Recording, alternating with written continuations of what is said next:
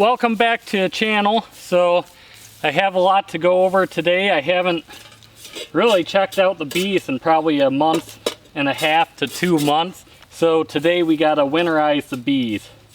Wanted to do this back in September, but I really didn't have time to. We're just getting to it now. Talked to a couple people who said it's really not too late. They've done it a lot later. Hopefully we don't find any mice in the hives, but we have had some cool nights, so we might find some evidence of mice getting into the hives. Hopefully not. So today I'm gonna wrap the hives in some felt just to help keep the hives a little bit warmer this winter. It'll help keep air from getting into any of the cracks, and the sunlight will help heat up on the black surface. Now the other thing I'm going to do is I'm going to put some mouse guards on the hives just to help keep the mice out. And then I'm also going to give them a little food as well, just to kind of help them keep from getting into their storage right now.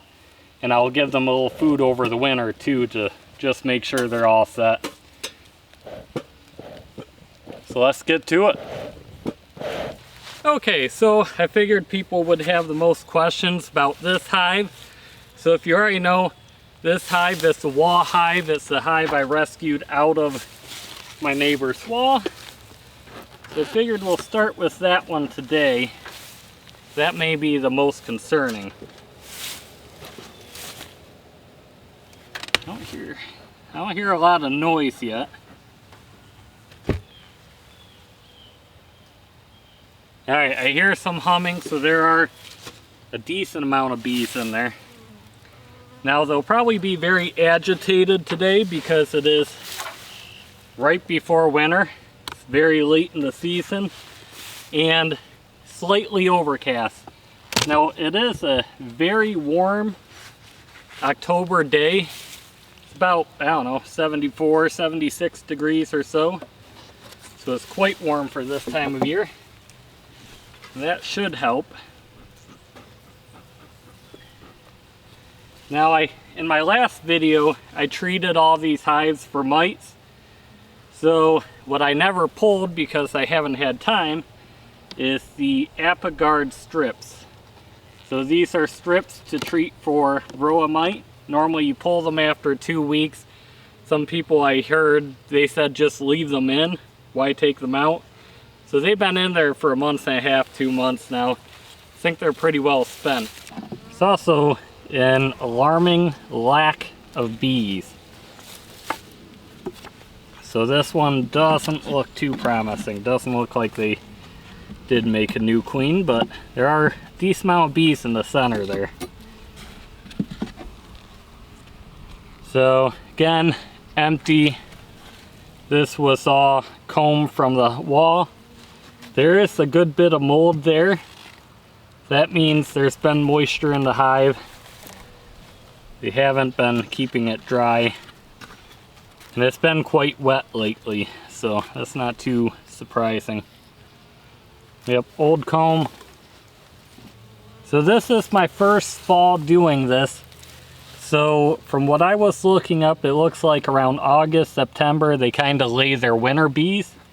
And after that, they're done laying.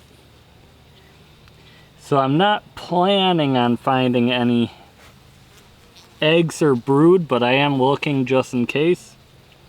See if there are more to hatch, or there's a queen in here laying. Oh, there we go. So they did make a new queen. That is awesome. I'm wondering if it's kind of too late in the season. Let's see here. And people are going to be mad at me that I just brought this over to a camera. They seem to get really offended I'm going to lose the queen. But I do this for you guys and just, you know, to teach and learn. But there's my queen right there. So she is a 2023 queen. She's a brand new queen. So we are going to trap her and get her marked so we know. If you can see, I kind of got her marked there. Decent mark, not the best mark, but she's marked. So we're gonna leave her in here for just a minute, let her dry off, let the paint dry a little bit, and then I'll put her back. If I put her back right now, all the worker bees might try to clean that mark right off her, and then it will be pointless. So it's funny, so you can't quite see it, but she's actually taking her middle set of legs and bending them back around, like almost trying to get the paint off. I've never seen them do that before, but it's very interesting. She's almost trying to wipe it off herself. There is a lot of waste in the bottom of this hive. Normally bees like to keep it relatively clean. We're just gonna kind of try to help them clean house a little bit here, because any moisture in the bottom of the hive here is not going to leave. It's just going to stick in all this crap. Probably literally crap.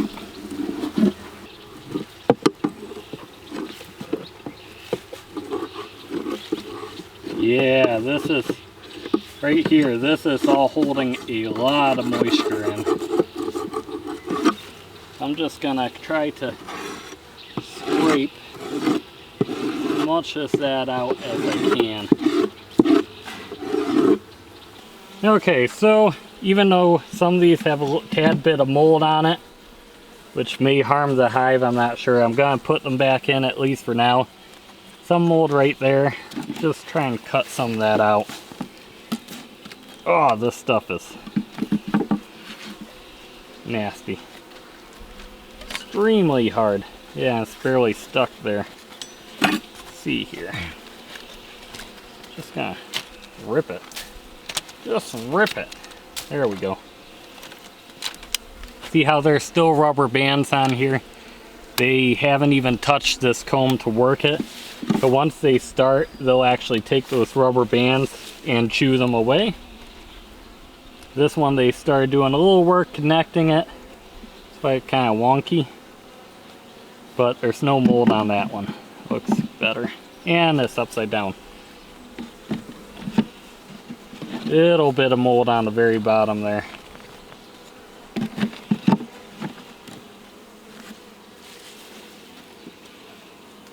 This one has a few queen cups on it. No mold except just on the frame a little bit there. Put that one back in.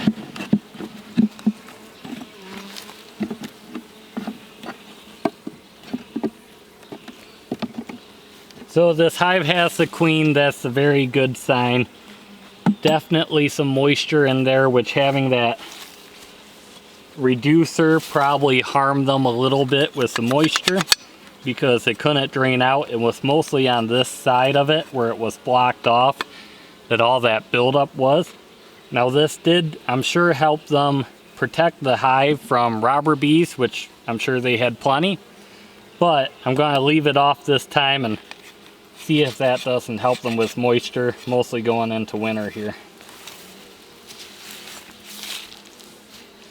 So the next thing is, I'm gonna put this back on for now.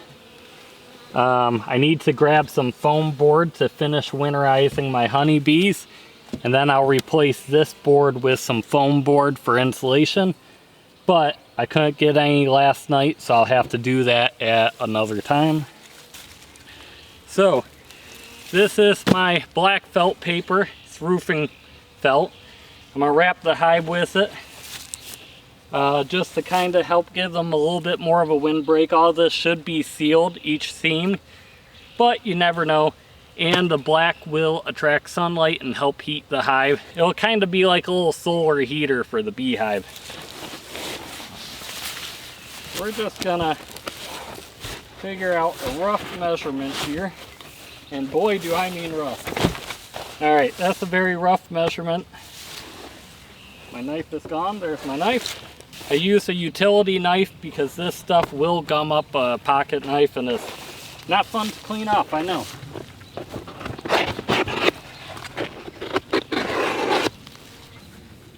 Throw that over there so I can lose it for later. Gotta take these off. Have a staple gun here. All I'm going to do is just staple it right to the hive. I'm going to turn it down a little bit so it doesn't really nail it too far into the hive, but just like that. Now, I threw my knife so I'd lose it, and I did. Just going to take my utility knife and go right around the top inside here. Take this off so I can get nice and close.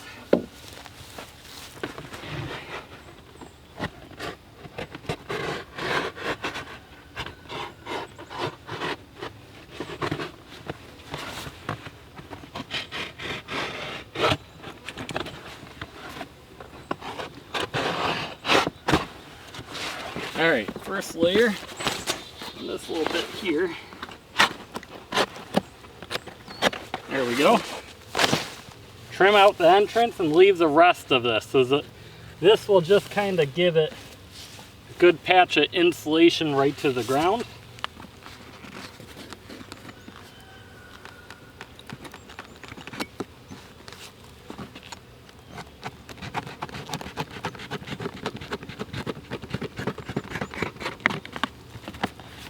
Got a nice slit here.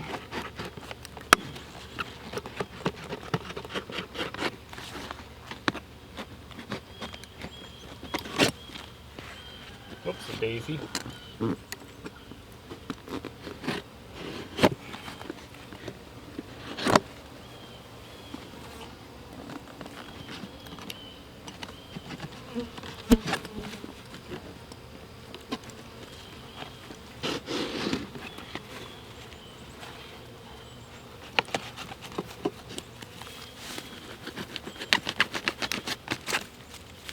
So it looks like a rule is just keep your felt paper about an inch from the top of the hive box, and that should work right there.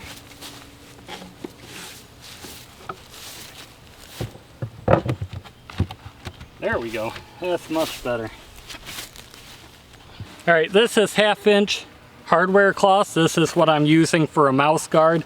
Now everywhere I looked, mouse guard for hives was 1/2 inch, but it was recommended to me that it was better to go with 3/8, and that's what I looked for, but this is all the hardware store had and that I could find. So this is what I'm going with this year. Alright, now since we got that cut to size, just gonna get this side anchored in, get 2 staples right towards the center there. Then I'm actually going to roll this upward. Well, I'll fold over about 1 inch of the top here and then roll it over about there. Put a couple staples on either side, a couple towards the center, and then you still got gaps on either side of this. So what I'm going to do, kind of squeeze that right down, crimp it down, put one more staple in right there, squeeze this side down, put a staple in there.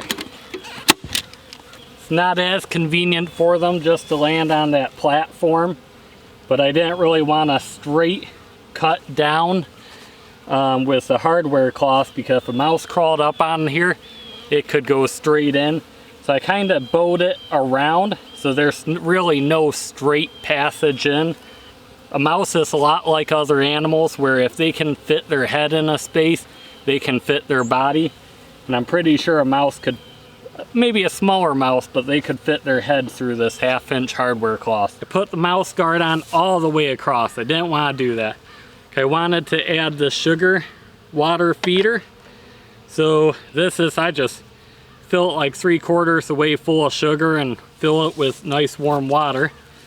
And something I discovered was you can get these feeders and the lid off Amazon super cheap, far cheaper than the store, and they fit mason jars. Well, messing around, I'm like, what happens if you take one of those plastic containers for like a chicken feeder or water you get for $2 or $3 at Tractor Supply. And would they fit on the top? Well, the chicken feeders are also made for mason jars, so of course it does. So this is a good alternative to mason jars. His plastic is pretty hardy plastic that should expand a little and shrink a little bit with colder temperatures. Not that I'll have this in all winter, but if I forget about it, and as long as I remember before we get a really good freeze, I should be able to save my container. I'm wondering if I can't, yeah, I didn't really get these staples in there too deep. So it looks like, yep, should be able to pull this back out and might be able to keep my mouse guard and reuse it after I pull the feeder. I'm just gonna bend it right there. There we go. Bend it out of the way. Stick my feeder in. Looks pretty good. Kind of try to shove this back in here the best I can. I'm afraid it still leaves room for a mouse to sneak in there, but hopefully this will discourage them quite a bit. But finding out you can use these chicken water / feeders with the sugar water bee feeder bottoms is awesome. That should help. And this hive has a queen and they're doing okay, but this should help them because they don't have much food storage. And it's the end of October. They don't really have any more time, so I'm gonna have to heavily feed this hive this winter if I want to see them live. Alright guys, so as you know, I haven't been making videos or working my bees in a while. So if you guys can do me a huge favor, hit that like and subscribe button, leave a comment down below. That will get YouTube's attention and get my channel back on track as I start making more videos. Thank you for watching and I'll catch you next time.